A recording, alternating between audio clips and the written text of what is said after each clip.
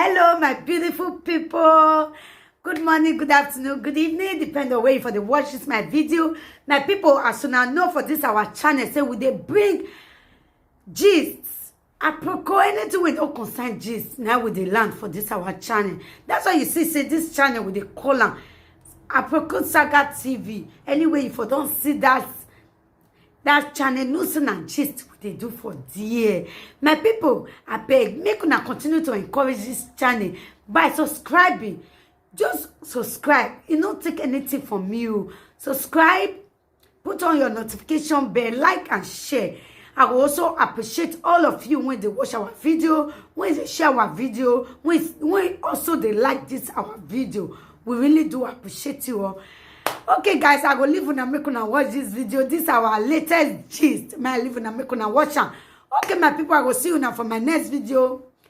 Bye bye. This apologize to that. We are not the era of Ikata. Our hand be made to Jaguar. I Jaguar. Rave Megijanania. Iguama where my boy baffin later do ya Jaguar. It doesn't done that way. It does not done that way. If I have anything with you, it go where go here with dead down. I had the first allegation where if I quarrel with you for what you did, I don't come back to say wayawa for forgiving. Or else the only people that I can apologize to is the whole Benin's. My whole entire town. Ya roda do ilajain do ya fe. Not individual. Don't beg individual. What you can we. What am I going to beg you for? We may where you were my die, huh? Or where in a belele bearded, no? I won't wear so I man. You 3 months were man were offend only when yaki. Uki agbalaka you can't who said fool. So what I'm trying to say, even of any other man before coming out, we are only aware a yagba apology left and right. Yaki, I'm sorry. Abros, I'm sorry. You think is a thing. Eman wagbo call ya men were frustrated. Okay, matter no. Can you people apologize? Go and start your apology first. One. Go and start your apology first.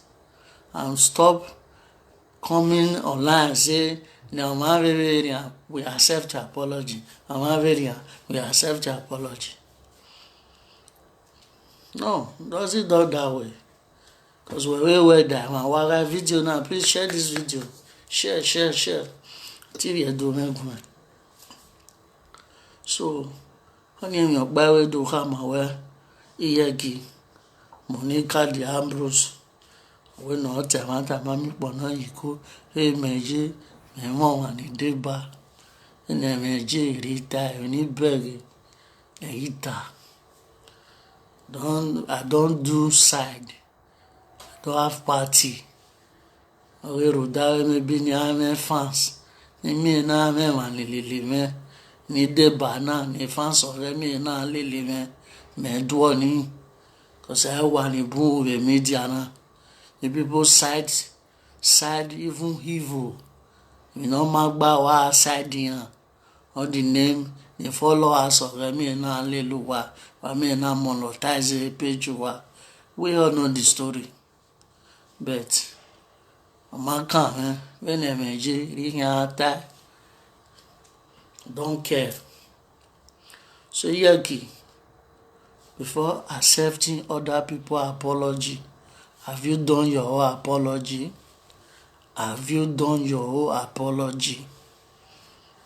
To sit down and relax and think. So do well, man, I apologize.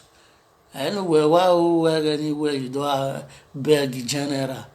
Do you still do individual? individual apology they do and call them.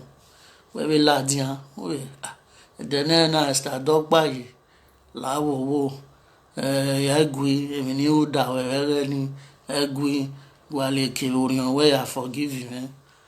Ja read of you with your one destiny bagwa egui. Then I take different people that you have wronged in the past. Keep on apologizing to them. Gradually, not where anywhere women are yane. Where you bogba banyame ya. Now we're not like me jane magwanji. Ewe la sifina hamuwa wani dwaleta dwajegwe. Wali dwaleta dwajegwe. Awati mutanata. If you know that you don't have heart, wagwani do ajegwe media wala. Don't just do oriahu. You know, don't just do. That is it. So Monica, I don't we are not the voice of truth. I've accepted your apology. No, not by accepted your apology. Where apologize is that man. Sure do where no when you when I apologize, diamond where me for this social media cyberspace. So my sister, if I were you, whoever good and lad, we are all gonna apologize that you were who bedon anyway lad. Yeah, my sister, my brother, your apologies after accepted. Oh, well accepted, well my accept. Why you come on? So, only when I better. Is it when is that get anyone? Now, why it's you know your mother woman? You know, you waiting here while I get why you get that dog. If you know that you are Monica fans, call her to come and listen, take her home. If you know that you are Yuri fans, Yuri Reniano do your John Ways in the building. He got that dog accordingly. And is by Edima, what you say or what you do, I use it against you in my hogwa. This is my court of law. Amen. Lodrina. You don't know your mother. Egbe no more. Eri egbe more period now. Egbe wa more. Any re wa dan in one tete. Well, you just do two saga. Where or you do jury. My own one, yeah. Ariel, again, wa. To what and I'm not saying my now, Ariel again, wa. Social media cyberspace now. Ariel again, wa to what and you're a point of correction for you to say you are the queen of Benin Kingdom. Anyamedan or Tifa one. That word, we are going to reverse it. You know where we go, yo, very well, yeah. My name, I don't know. I don't just know. You are still doing more. Who makes you a queen of the Benin Kingdom? Who makes you the queen of Benin Kingdom? Can't you say you are the queen of Facebook? Or am I a king of Facebook? More Dion we are Facebook, social media raw, governor raw, vice raw. You can say I am the queen of Facebook. You are still had the Benin Kingdom. Abere Benin Republic, we are telling I are a kingdom in Ibai. wetin wey you are a queen of Benin Republic ma Benin Kingdom ni mami ewe obo àwa wáyé wẹ̀ jòrè adẹ́lẹ̀ nìta àáwẹ̀ ìdíyàn wa láre àáwẹ̀ ìdíyàn wa láre. Why will you say you are the queen of Benin Kingdom? Ẹnu ìyá ẹ queen of Benin Kingdom wà wẹ́rẹ̀ dó sàn bò ní màá ní yẹ dó sàn bò. Ẹ̀rẹ̀ náà yà rí ìwẹ́ náà yà má rí ìwẹ́ òtẹ̀nẹ̀rì ẹ̀ unu gbógi ìwẹ́ náà zẹ̀rẹ̀ wá. Okay, na ya queen man rotenerie ni ame na ya unu e post ni aje we gin do wo dion wo gboge a na o te adari we o yan we yan mo we ni o we oloyi o ve ne. You are the queen of Facebook.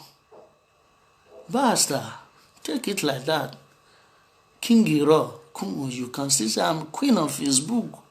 Then I'm queen of Benin Kingdom. You're a Ruenwa.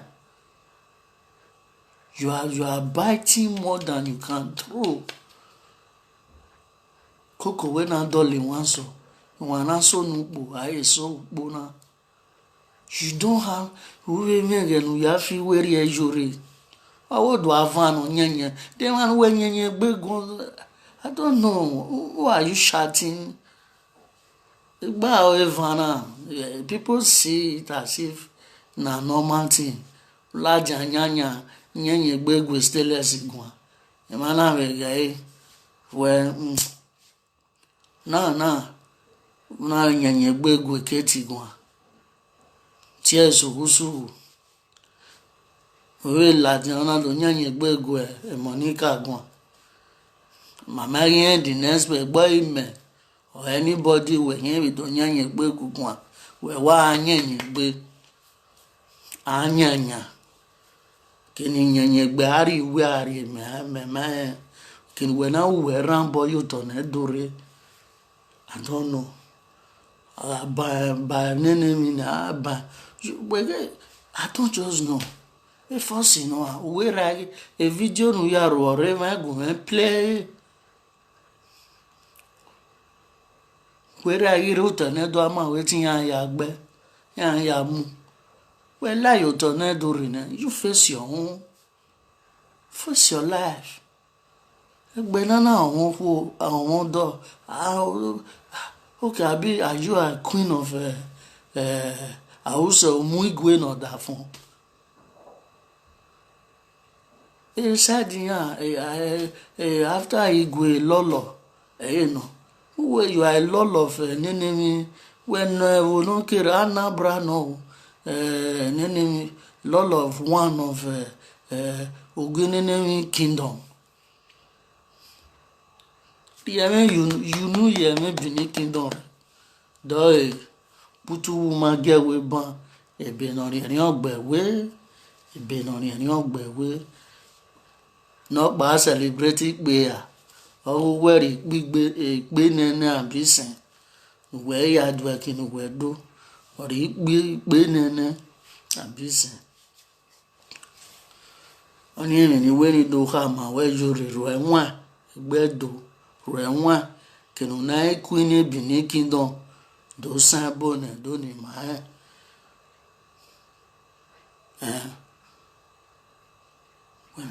when no joja ne do aiwa mi we mama mi oleyi ori we no joja ne do ma do ya oloyi that means my phone and doesn't when a lot of oloyi no Voendo state ya river that can still move our kingdom, move it to elsewhere.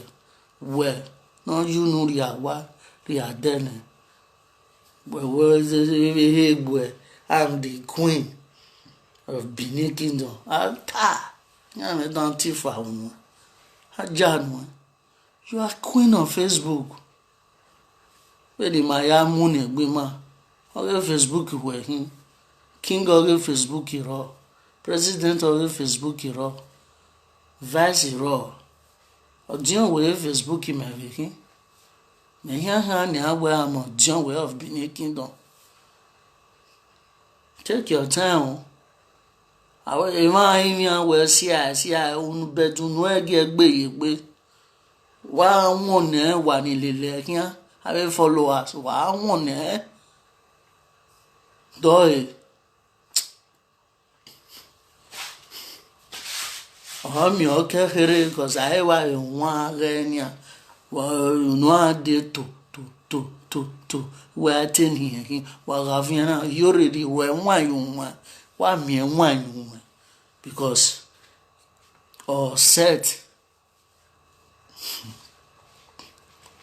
honor set mumie kiri ao ejore ai khama wenia miemwa when I heard that one ya when we worry we I'm the queen of Benin Kingdom.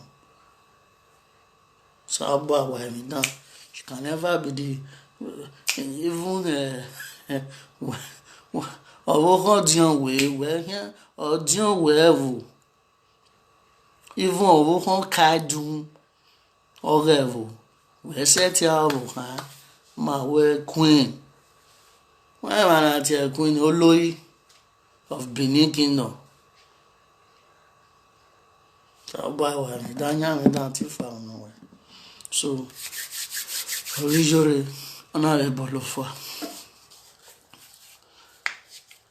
na 24 BT go because I hate men woman deba wa fuck up itamawe wa we awe mi city anwe ele ma gba bokin na we ti mani wa we darena and jeje bari very do pikin MC Casilo young landlord wa nirena ya welcome wa nsin wa bokian we na gbo na ma wa gbe ma no jo eno re lodon wa dori jare wa ya re wa we ya sopa so wa ya wa bokian me no jon we gbo bokian wa 24 bit wa ya me ti we de ne wa ya we mi no ma we gbe wa onu wa ri wa na mania why the return of the boy? I want to know why return of the boy? Come go and delete that post. Return of the boy. Even the first no reward who the no MC no or joke or crack ya.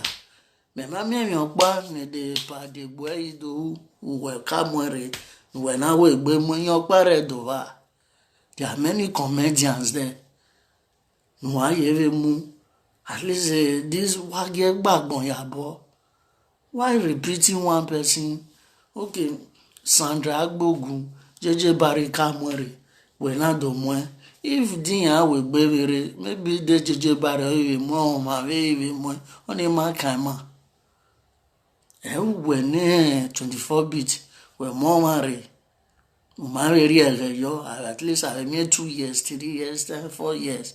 Okay, we more marry. Isani ni ya ni man no for we be wa mo ya ban return of the boy what dem yo bani do work do because even in my enjoy those news legend any my enjoy yeah. Ticket in we be am the boy aya mo esa love mo we ge agbagbon yabo no majo ugereju o ma reva na artist like Hes Baba, like different, many of them. See our Sleazy, I'm one. Sleazy River, man boom. Okay, the comedy no, my women no boom. Vayen we gbedo ye pa the boy do na for second time, return of the boy. What is he coming to do? Even the first time, he did nothing. Nothing. Oyin wa last stage. Igo you maran. Na makin igo you ya. Igo you talorin. Na makin igo you. Worry nothing done. There in the life of Alaska,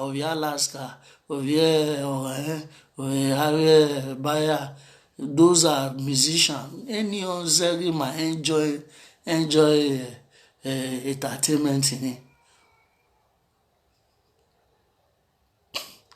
We are the Bora where we be more a return of a Isokanovian in my eguio, because we get back my abo. I'm aware about the boy. In your buy comedy acting or whatever. It's a love river. Even we are not banana in my end. No idea. You go you. I'm on it. We money no name where we go you. I'm on it. There are many of them you can carry.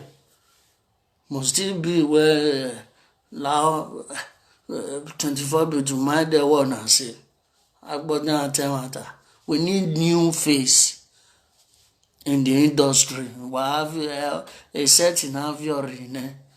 Why we say near why we have a new set here day. So that all back my apple and I set up by why I maybe our mama ra teme ra PDP na we no.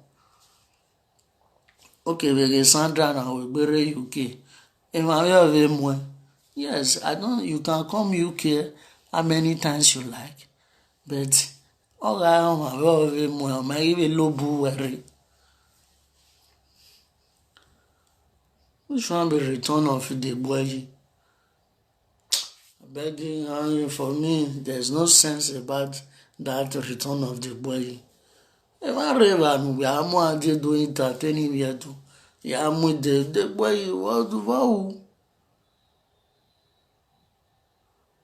If anyone with me, we're married Tony here. Oh God. If anyone with me, this is show ni bomb.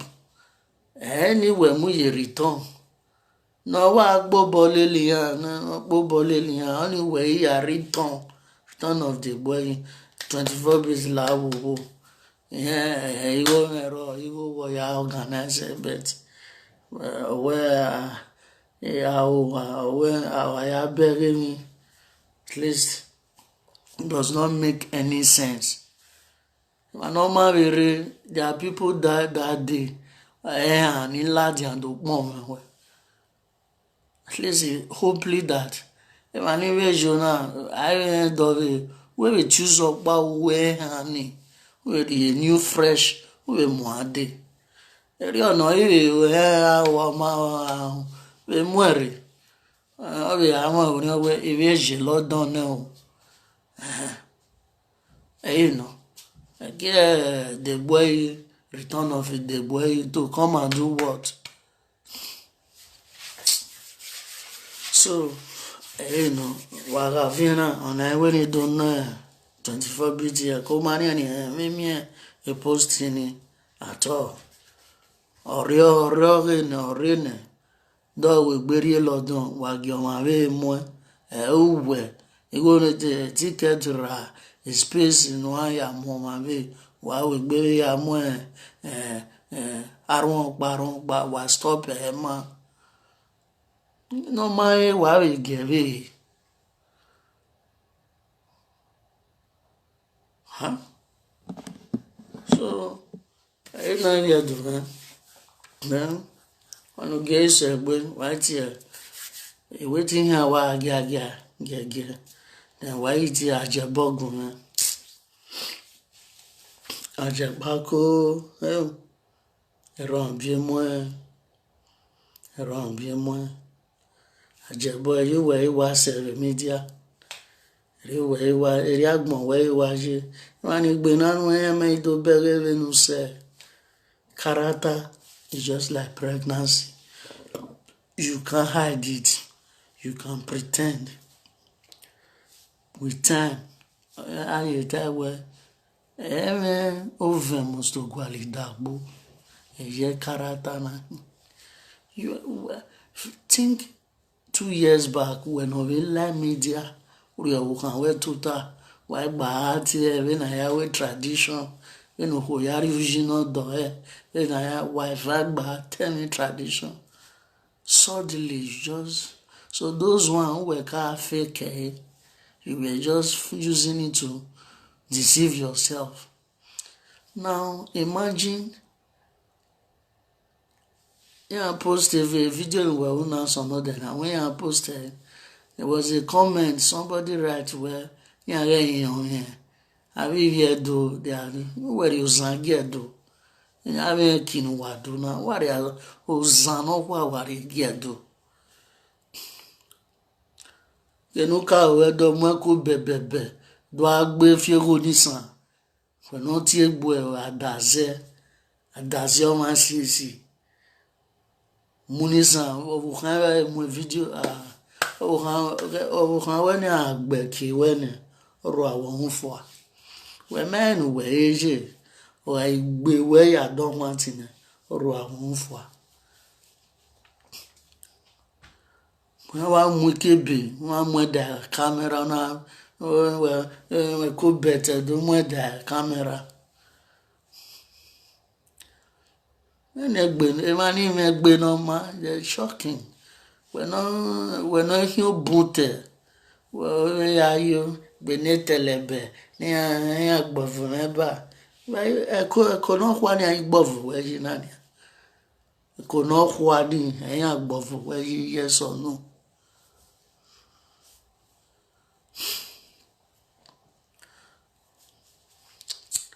Nina Bolofa, what do know there? Carry what do know there was just worst. One boy was there, Edo people are growing up in commenting. That is not commenting. I as well we commenting. My one yosa bolonia, I want yosa bolo. She dressed like a woman, and she stand as if she's a comedian. Oh well, you don't came to this media as a comedian. You came as a presenter, motivational speaker. Why deviating from what do I deviate? If you are like media, if you are you. What to be itao. What make up gele ya okay what to do to get viewers. Saluwa. I'm not do I be do when not we traditional man. Ẹran bí mọ́. Wàrí òsàn dogbe. You don't do this now. Work bao biedo. Do aya o ni do are ma ya fe. I not buy my brother. Stop this useless behavior. Why mature? Maturity, I do it. How about you squire me why? Why must you dress like a woman? Let the beauty of me or you then just come to misbehave. Where that me right here, me women no harm. The fact that you have right to do anything that please you, must you do it to scandalize our name?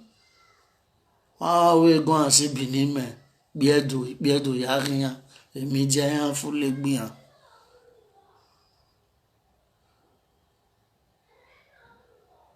We must talk to you because how who do am gbere na bia do am misbehave in media tag we one we not correct him we he na man he correct we not take that ambassador is just cancelled final. Mama, if guy anybody called you ambassador again in the diaspora or any or Remediana or what Denima oil or Denima oil, you are no longer the ambassador. You are ambassador of women, womanism, ambassador of foolishness, ambassador no man neighbor. No man kino ya mudare or uki. You are no longer our ambassador of the diaspora. Maybe you are ambassador of Gambia, the Gambia of our diaspora. You are the ambassador. What do? Mama you and no, it will not be happening anymore. You are be demoted. So how about why me down? Ajebo ẹ̀rọ mpimo so ekwe memi we online we afọ na ya gbọ nane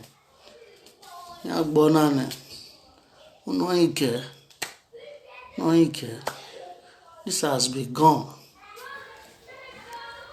jebo wa mwazi gbe n'okwu wa abi what ya we do you we do na wa mo pa negbo na wa mu fioto o ta si mu ye faru de mi go abi rude bai rodanyo de mi we gumu apa negbo e fo na rude mi we gumu apa negbo e fo na wa no mi re color wa mu kebe mu ko fo agbegbe do salobwa.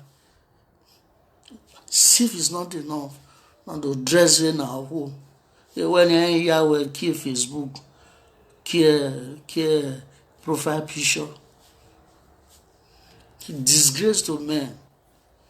Like disgrace to Benin men. Good afternoon, my sister, my brother. He's a disgrace to Wyatt Thierry, Ajekbako. No man, no, no working here. What working do Yari Agimawa? A general announcement.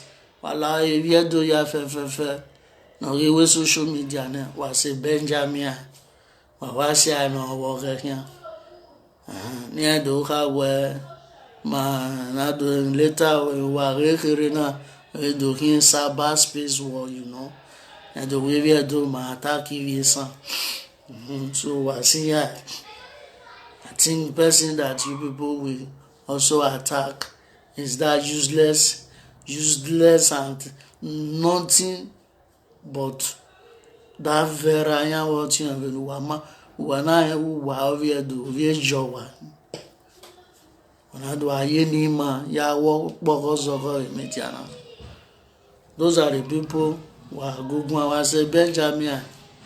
I say Adafon. Wa Sonia. Please, the person people will deal with is Vera. Why is you Benjamin? If you say we do have why do I always segregation? Why we cook why I was Benjamin? So wa Sonia.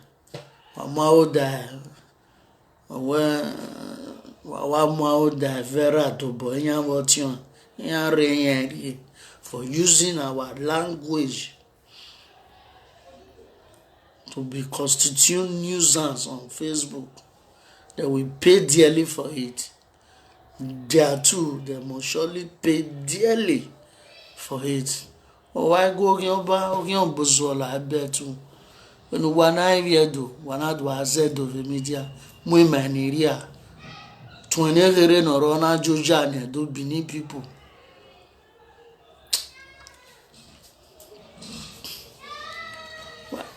They will why we are just trying to control our temper. I don't know.